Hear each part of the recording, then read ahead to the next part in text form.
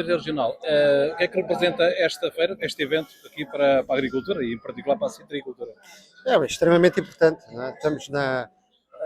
Estamos a falar da principal cultura do Algarve, não é? Os citrinos, e estamos a falar do Conselho que é responsável por uma quota parte maioritária dessa mesma produção, tanto a nível regional como a nível nacional, porque o Algarve é também a principal região produtora, tanto em volume como em receitas da parte dos citrinos. Ainda por cima estamos num evento que faz a divulgação não só da laranja, mas que associa à laranja depois todo um outro conjunto de atividades, nomeadamente agora o tema também da água, os sistemas de gestão mais sustentável da água, também a forma como é que nós podemos trabalhar o solo é muito importante também e muitas vezes é descurado a nível nacional como um elemento fundamental para a retenção da água, não é? Também. E depois também todo o resto que é muito importante trabalhar para a imagem do produto, nomeadamente a sua ligação à gastronomia, a sua ligação à transformação, a sua ligação ao território, não é? A sua ligação também ao turismo, que é a principal atividade económica do Algarve, e acima de tudo nós estamos a chamar a atenção para o setor primário, numa altura fundamental, em que o setor primário aqui no Algarve enfrenta desafios muito significativos, o maior de todos é a água, ou a falta dela, por assim dizer, e em que nós temos que, de uma vez por todas, começar a construir soluções que garantam ao Algarve e garantam não só a citricultura, mas depois toda a outra produção hortofrutícola, das plantas ornamentais também. Nós temos vindo, tem trilhado um caminho de sucesso, nomeadamente a nível das exportações, mas para isso temos que ter também condições base. E uma condição sine qua non para termos aqui numa cultura regada é termos água. E por isso também temos que trabalhar cada vez mais as soluções de resiliência ao nível da gestão hídrica, as quais passam do momento aqui no Algarve pela concretização das obras do Plano Regional de Eficiência Hídrica, mas também começamos já a pensar em outras alternativas, porque muito provavelmente temos que equacionar a possibilidade de construir mais barragens, nomeadamente a barragem da Foupana, que já existe, tem um financiamento para a Associação de Regantes para poder elaborar o estudo prévio, e temos que trabalhar depois também a transferência de água de outras regiões do país. Por exemplo, o Alqueva? Do Alqueva, exatamente. Portanto, no Plano Regional de Eficiência Hídrica nós temos já prevista a tomada de água no Pomarão. Depois sabemos que do Pomarão ao circuito hidráulico vão cerca de 50, 60 km em tubagem. E, portanto, isso seria uma maneira de nós reforçarmos o sotavento do Algarve.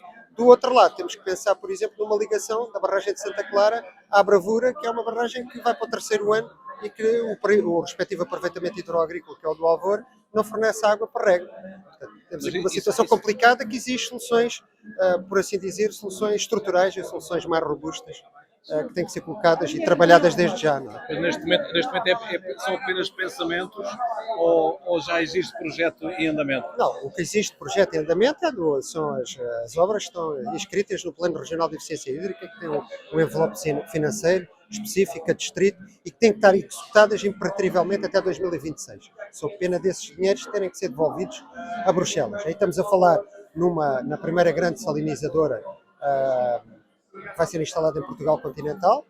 Estamos a falar também da utilização das APR, mas as APR aí têm mais utilidade para as atividades que são feitas próximo das estações de tratamento, a utilização urbana doméstica, a utilização urbana, a lavagem de determinado tipo de mobiliário, contentores de lixo,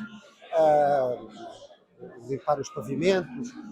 Estamos a falar também na utilização para os campos de golfe, é? Dessas mesmas APR, porque os campos de golfe estão próximos. Para a dessalinizadora também, aí para a utilização doméstica propriamente dita, tem uma virtualidade. Se nós retirarmos essa água em termos de pressão sobre as barragens, mais fica liberta para a atividade agrícola. Agora, para a atividade agrícola das obras que estão, que estão a ser em fase de execução, preparação e que têm que estar executadas até 2026, aquela que diretamente mais repercussão pode ter na atividade agrícola é precisamente a tomada de água no Pomarão, não é? Porque aí vai abastecer uma barragem da qual precisamente depende o maior aproveitamento hidroagrícola público do país, que é o Sotavento. Agora, tudo mais terão que ser alternativas que temos que começar a tratar já hoje. Já hoje, para não hipotecarmos o futuro da agricultura no Algarve, o futuro de outras atividades extremamente importantes, o próprio turismo também depende de água, cada vez mais. Precisamos dela para a nossa pecuária, para a produção animal, e precisamos dela, acima de tudo, para garantir que o investimento que está feito no Algarve não se vai perder, e também mostrar que o Algarve continua a ser e tem condições para ser uma região atrativa para o novo investimento. Portanto, temos que tratar primeiro daquilo que é um desafio imenso, que é o desafio da água, para podermos também trabalhar no Algarve sustentável. Qual é que é a sua expectativa? Tudo isto leva tempo, naturalmente. Quando é que os agricultores podem, digamos, respirar fundo? Vamos lá ver, o respirar fundo, assim, nesta fase que nós atravessamos, esse alívio só nos poderá ser dado pela natureza, pela precipitação. Não é? Portanto, nós temos à data de hoje um nível que, apesar das chuvas recentes, onde posso-vos dizer que desde o início desta época de chuvas, vá por assim dizer, ou desse ciclo hidrológico, nós encaixamos no Algarve, a nível das barragens, cerca de 36 hectómetros cúbicos. O que é que acontece é que partimos de um nível de armazenamento muito reduzido. Portanto, ainda não é suficiente para ninguém respirar de alívio. Por outro lado, até essa recarga foi muito mais significativa na zona do Sotavento do que na zona do Barlovento, não é? Onde só apenas um quarto desse armazenamento se fez sentir. Agora, portanto, de momento, o que nós podemos trabalhar são soluções que possam eventualmente mitigar a gestão diária das explorações e principalmente a necessidade que o agricultor, o empresário agrícola tem de ter alguma garantia de previsibilidade para o futuro. E isso trabalhamos através naquelas zonas onde os aquíferos estão em melhor estado, tentando reabilitar furos que possam funcionar também um pouco em resiliência ao próprio sistema de barragens, não é?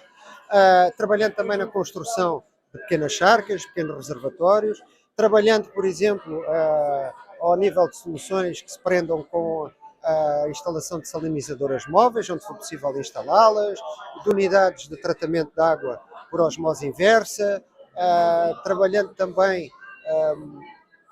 uma melhor monitorização dos próprios consumos de água, porque é muito importante, ou seja, nós só podemos gerir aquilo que conhecemos, não é? E portanto essa também é uma situação que nós temos cada vez mais que trabalhar, no sentido de termos uma gestão mais eficiente e mais integrada das várias disponibilidades de água e tentar, acima de tudo, que no seu dia-a-dia o agricultor tenha consciência de uma coisa muito importante. O agricultor e todos os utilizadores no Algarve. Nós vamos viver, se não chover durante se a precipitação não for mais generosa, por assim dizer, nós vamos viver até a conclusão das obras do Plano Regional de Eficiência Hídrica uma situação complicada. Portanto, quanto mais água pouparmos, mais recurso garantimos para todos os utilizadores, os domésticos, a agricultura, o turismo. Portanto, é também a responsabilidade de cada um de nós, privados, públicos, apelarmos e sensibilizarmos os residentes, os turistas que nos visitam, os vários utilizadores da água, os agricultores, os empresários do golfe, da hotelaria, etc., para a necessidade de racionarem esta água. O que temos que garantir é que consigamos atravessar o ano 2024 e ter água ainda em 2025, porque não sabemos como é que vai ser o comportamento da precipitação. E depois, a partir daí, paulatinamente, as obras que estão previstas no Plano Regional de Eficiência Hídrica irão sendo executadas, irão sendo concluídas e quando forem concluídas, provavelmente nós teremos um input adicional ao sistema de cerca de 70 hectómetros cúbicos, entre poupança de água, novas origens de água, APRs, salinizadora, pumarão, combate às perdas, também muito importante. A agricultura aí tem feito um trabalho muito significativo a nível dos aproveitamentos hidroagrícolas. Nós temos dos aproveitamentos mais eficientes do país. Eu lembro-me que o Sotavento, com as obras que tem inclusivamente, apesar de ser novo, continua com investimentos para poupar água, para combater perdas. Vai chegar, provavelmente, a uma eficiência que é